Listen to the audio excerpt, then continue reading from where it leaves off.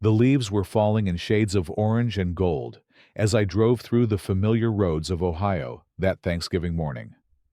3 months had passed since Grandma Louise left us, and my heart carried both grief and hope. This was supposed to be the holiday that brought our family back together. But my brother Tyler had not answered my messages in 2 weeks.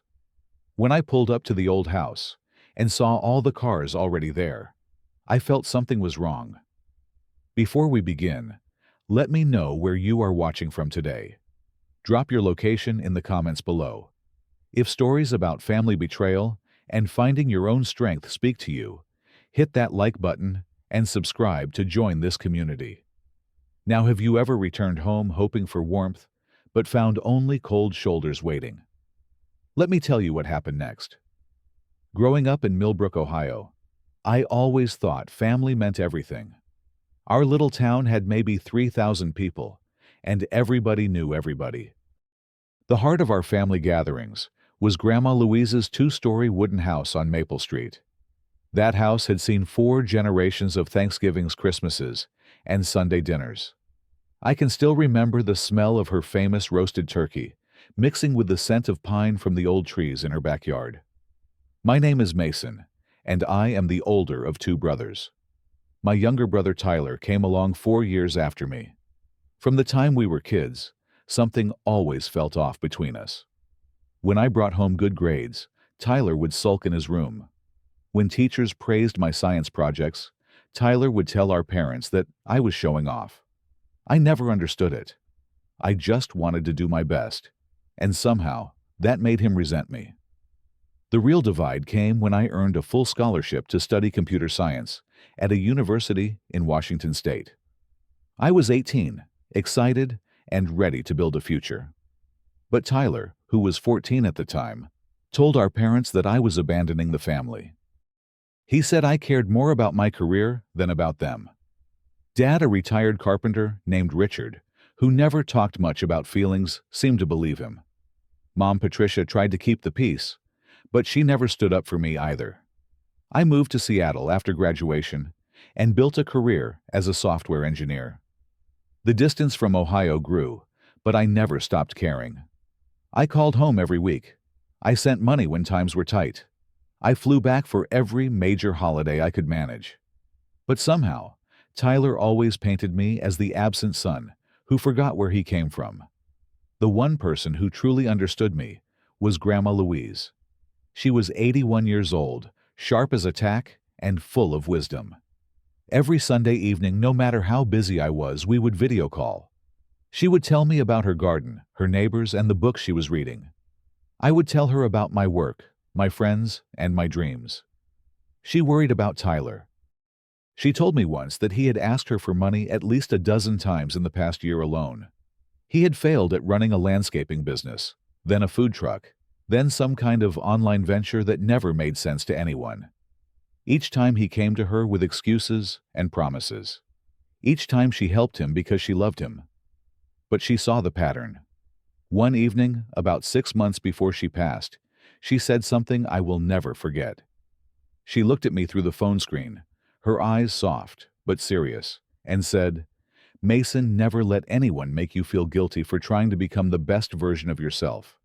Some people will resent you for shining. That is their burden to carry, not yours." 3 months ago, I was boarding a flight to Ohio when I got the call. Grandma Louise had suffered a stroke. By the time my plane landed, she was gone. I made it to the hospital 40 minutes too late. That guilt still sits in my chest, even though I know I did everything I could. The funeral was held at the church where she had been baptized 81 years earlier. The whole town came to pay respects. Tyler stood next to our parents accepting condolences, like he had been her closest confidant. I stood in the back, trying to hold myself together. A week after the funeral, we gathered at the office of Harold Brennan, Grandma Louise's lawyer. He was a tall man in his 60s, with gray hair and kind eyes. He read the will aloud to our family.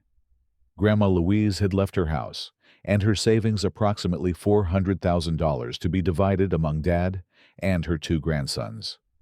But there was one crucial detail. She had named me as the executor of her estate.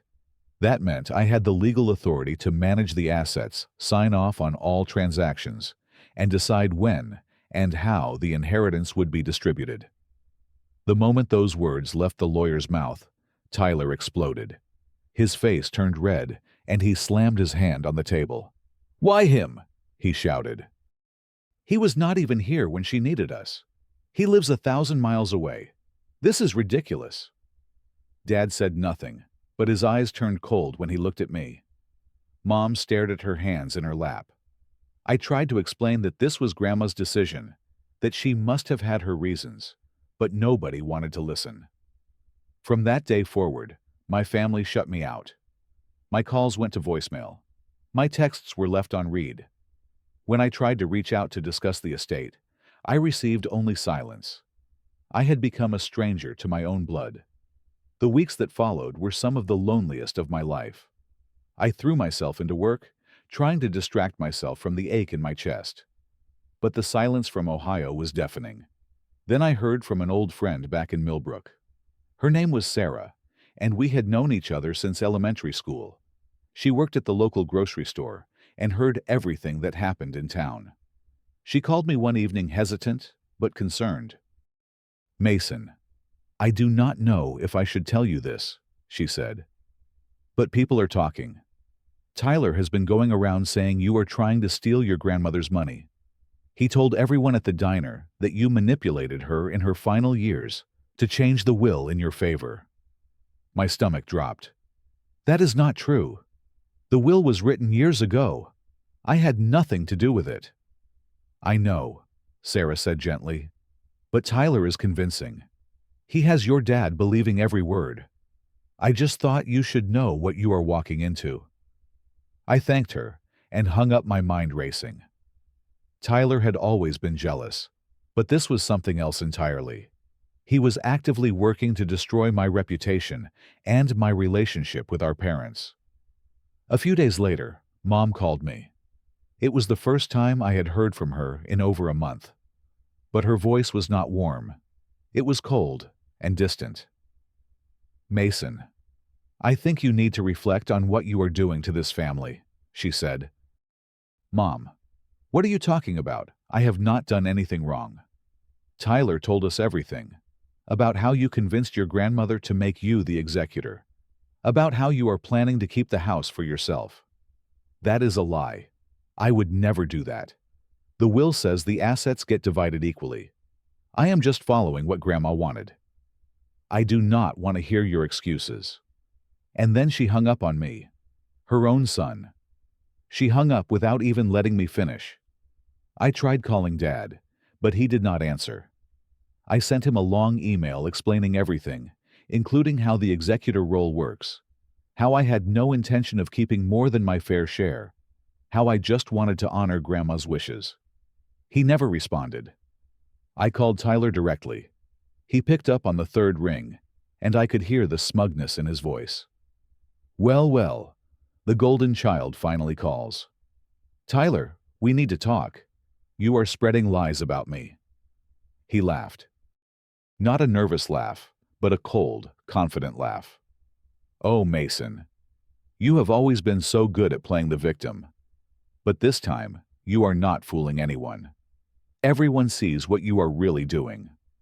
I am not doing anything except following Grandma's will." "Sure you are.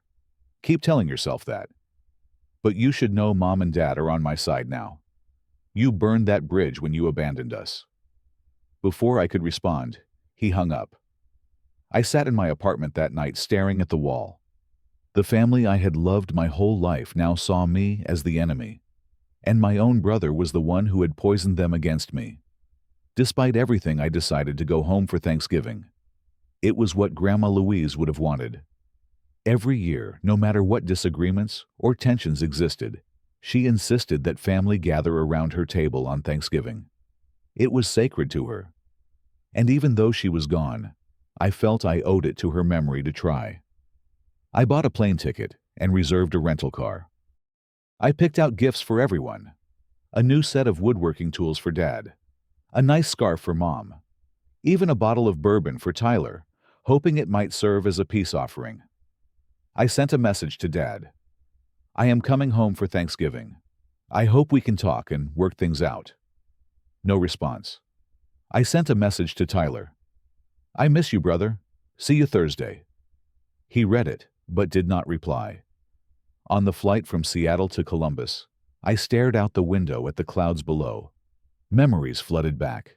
Thanksgivings when Grandma would let me help her baste the turkey. Football games in the backyard with cousins. The warmth of family that I had taken for granted. Maybe I told myself once we were face to face, things would be different. I landed on Wednesday evening and drove the hour and a half to Millbrook. I checked into a small motel on the edge of town and tried to sleep. But my mind would not quiet down. By morning, my heart was heavy with both hope and dread. Thanksgiving Day arrived cold and crisp. The sky was that pale November gray that makes everything feel still and quiet. I drove slowly through town, passing the places of my childhood. The elementary school, the baseball field, the ice cream shop that had been there for 50 years. When I turned onto Maple Street, I saw all the cars parked in front of Grandma's house. Dad's pickup truck, Mom's sedan, Tyler's SUV. A few other vehicles I recognized as belonging to aunts and uncles. The whole family was already inside. I parked across the street and sat for a moment, gathering my courage. The smell of roasted turkey drifted through my cracked window. Someone had put a wreath on the front door. Through the curtains, I could see figures moving around inside. I grabbed the bag of gifts from the passenger seat, stepped out of the car, and walked up the path I had walked 1,000 times before. My footsteps crunched on the fallen leaves. When I reached the porch, I raised my hand to knock.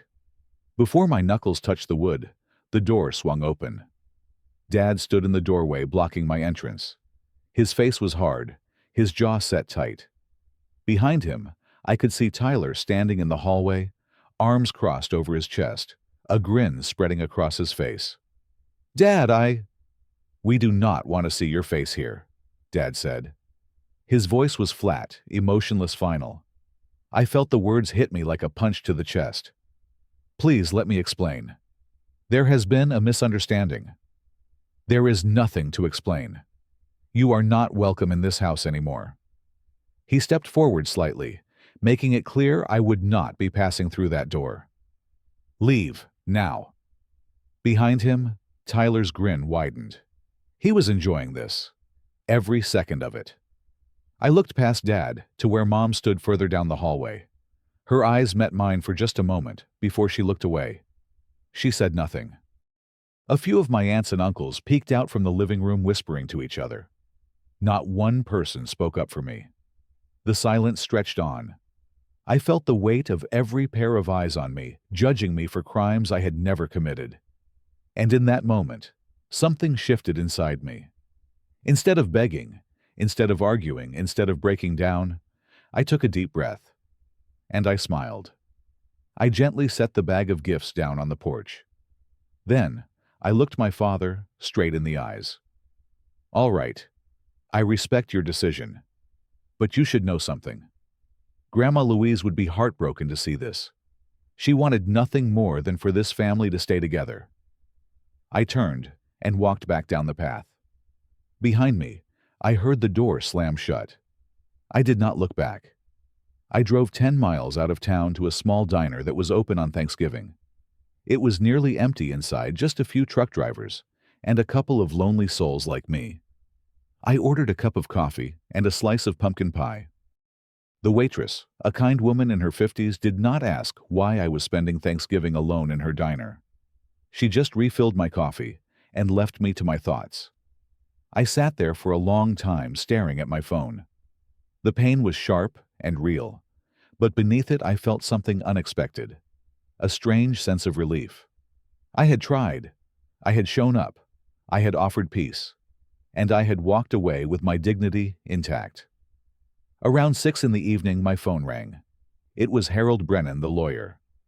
"Mason, I just received a very frantic call from your father," he said.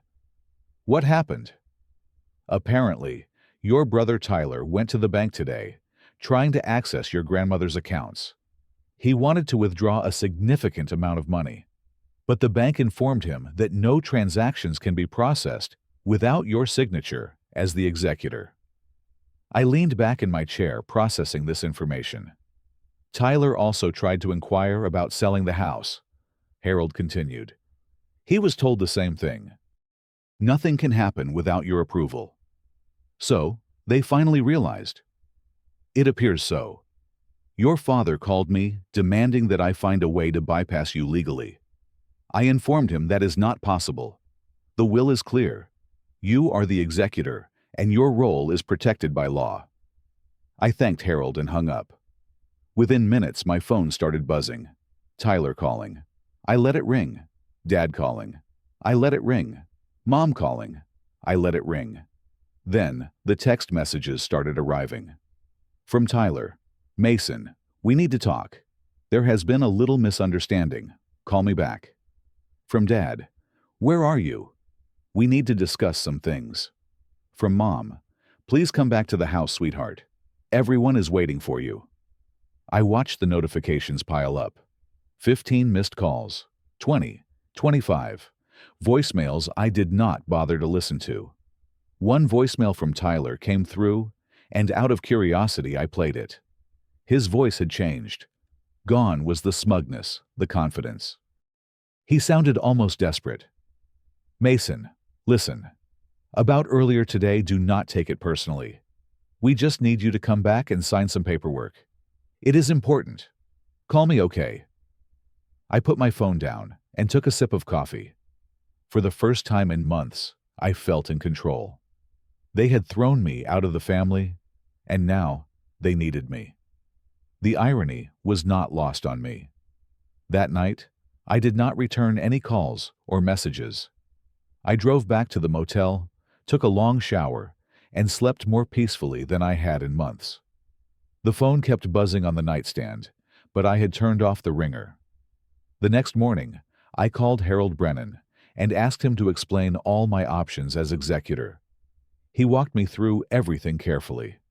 I had full legal authority to manage the distribution of assets, according to the will. I could take up to a year to complete the process if necessary, as long as I was acting in good faith and following proper procedures. I made my decision. I would honor Grandma Louise's wishes exactly as she had written them. The assets would be divided equally among Dad Tyler and me, but the process would take 6 months to complete. There were taxes to file, property assessments to conduct, and legal documents to prepare. All of it perfectly legitimate, all of it by the book, and all of it requiring my signature at every step. I asked Harold to send a formal letter to my family explaining the timeline. Nothing would happen until the process was complete.